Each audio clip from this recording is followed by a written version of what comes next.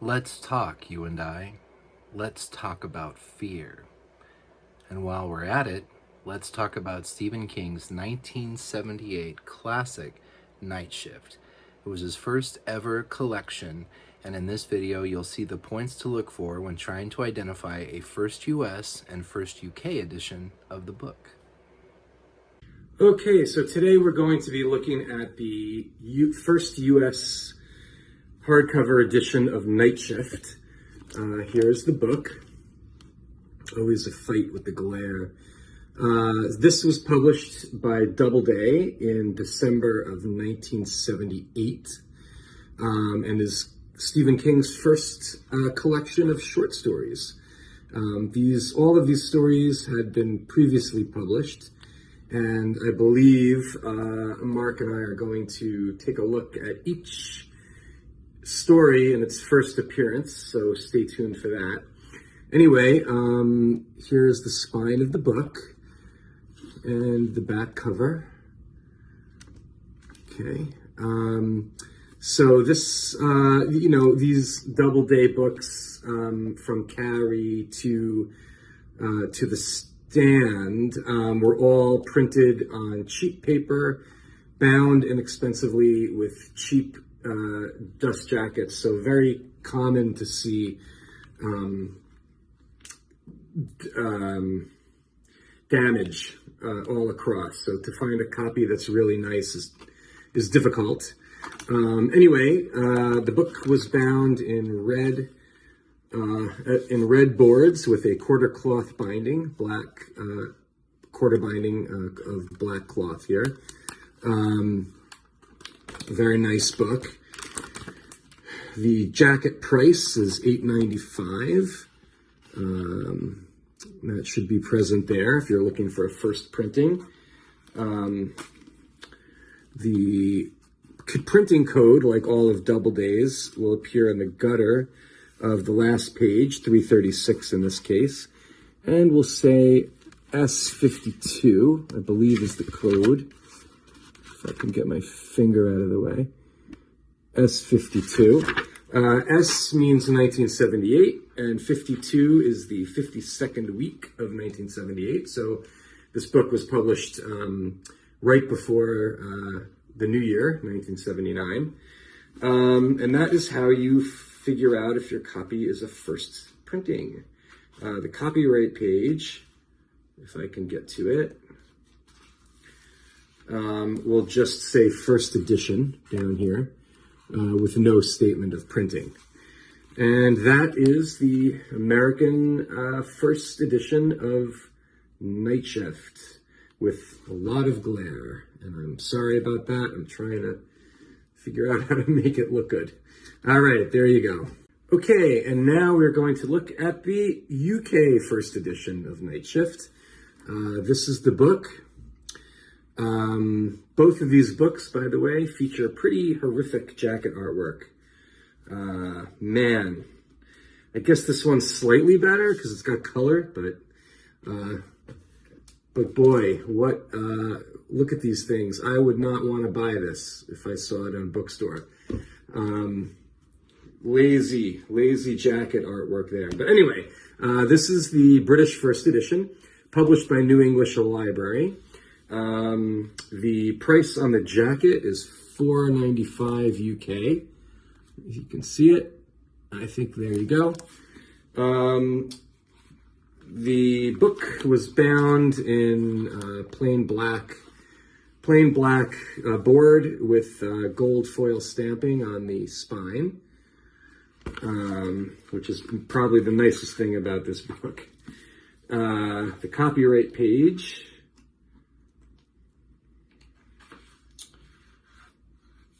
We'll say first printed in Great Britain, without any indication of printing. And that is, I don't even know if this had a second printing. I don't recall, but anyway, these both were small, both the US and UK. The print runs were small, and many copies went to libraries, so it's hard to find. I think especially the UK edition, that's not a formal library book. So of course you want to check the text block and the rear free end paper for signs of library markings if you're looking at buying a copy of this. You know, I guess it's a rare one, but it's a pretty bland one. So there you have the British first edition of Night Shift. Thanks, as always, to Noah for showing those incredible first edition books. So Night Shift is an interesting piece, and it almost didn't happen. As far as I understand, so The Shining comes out in early 1977, and Night Shift appeared in early 1978. Doubleday had been clamoring for a new book to bring to market, and after The Shining, Stephen King worked his way through creating The Stand. And as we all know, The Stand is an epic, long, complex work, and progress on it was coming along slower than anyone would have liked. So early 1978, The Stand is not finished. So sort of as a stopgap measure, as a compromise, we ended up with Stephen King's first collection, Night Shift. And as a measure of the faith, or perhaps lack of faith, that Doubleday had in Night Shift, the print run was about half of what the print run had been for the first edition of The Shining. The Shining was 25,000 copies, and Night Shift was around 12,000 copies. So it is a hard book to find in a legitimate first edition, and a hard book to find in the first edition in really nice shape, which of course Noah's copy is fantastic. And my copy is definitely not a first edition. It's like a 12th printing or something from sometime in the 80s. But anyway, regardless of what Doubleday thought about Night Shift, it has gone on to become a bona fide classic and one of the interesting, unique parts of Stephen King's trailblazing first 10 years or so of publishing. So in Night Shift, there's 20 stories. The Cemetery Dance Special Edition published 2 additional stories from the same era, but in the original version of Night Shift, there's 20 stories. 16 of them had been previously published, and 4 had not been previously published. It is interesting, as the progression of the stories goes along chronologically, which covers the range from about 1968 to 1977, or pretty close to when the book Night Shift actually came to market. So for the first several years, he's publishing in campus magazines, local magazines, and the vast majority, well over half, according to the copyright page, 11 of the 16 previously published stories first showed up in Cavalier magazine, which is a men's magazine, I think sort of in the neighborhood of Playboy, that published fiction and was a real lifeline for Stephen King. But anyway, before Carrie, he's publishing in a lot in Cavalier. And then after Carrie, from 1974 to 1977, as his name starts to get out there and his star begins to rise, then suddenly he's publishing he's publishing in much bigger, more well-known magazines. He's moved his way up from Cavalier men's magazine to such paragons of editorial content and publication virtue as Penthouse magazine by the mid 1970s, after he started getting published. But anyway, 11 of these stories first showed up in Cavalier. The relationship that Stephen King had with Cavalier magazine is pretty legendary and forms a big part of his pre-Carrie formative period. He tells many stories of barely scraping by. He and Tabitha were both working fairly menial jobs, kids.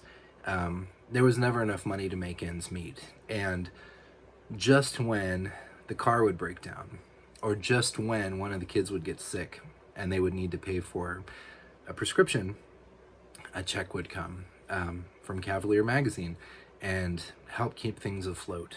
And it must have been an important relationship to Stephen King, because he went on, I'm assuming as a tribute or homage to Cavalier Magazine, and named the infamous Roadhouse in Carrie the Cavalier. I'm assuming as a tribute to Cavalier Magazine. But anyway, as far as the collections go, excuse me, Skeleton Crew, I think, is my favorite because of the diversity of content, and it includes The Mist, which is a full-on novella and one of the greatest things that Stephen King has done. Night Shift, though, is classic, canonical, formative Stephen King in the years leading up to Carrie and then the years just after. It's much leaner and meaner. The stories are all none of the stories are super long. I mean, we're talking 20 to 30 pages because they were intended to originally be published in magazines, which had, length restrictions. And one after another, the stories are classic King, and they're more in a horror vein. There's some great stuff here.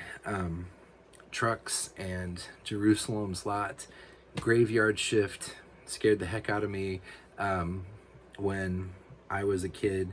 Quitters Incorporated is scary and hilarious, and I mean, these are fun stories. They're grisly stories. They're fast-paced.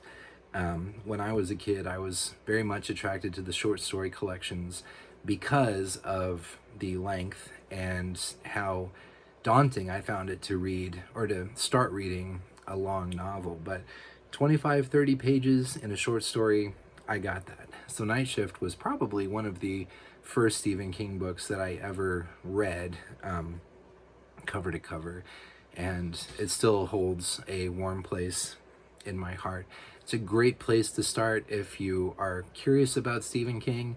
I still think, even though the content is decidedly adult in a lot of the stories, it's a great place for a young person to start who may be overwhelmed and find it daunting, the idea to pick up a 600 or 700 or 1100 page novel and just wants to start small.